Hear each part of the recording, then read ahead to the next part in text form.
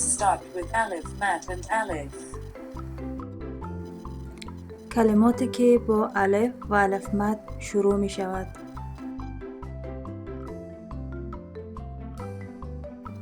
الف مد آفتاب، آفتاب.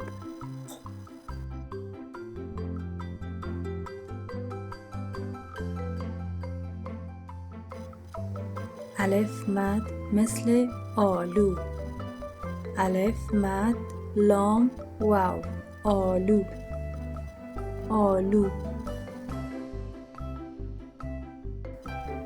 الف مد مثل آهو، الف مد هی واو، آهو، آهو.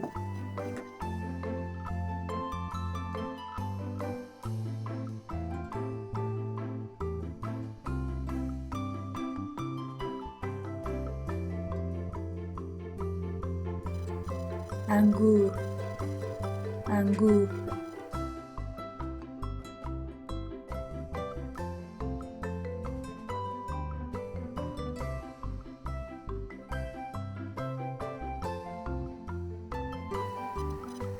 This is an example. The words start with alif. Anar, انار، انار.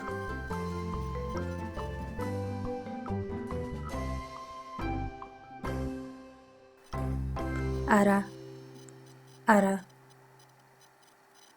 الف ری ه، اره.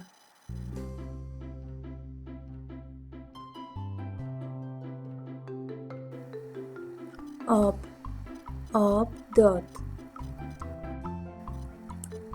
او آب داد، او آب داد.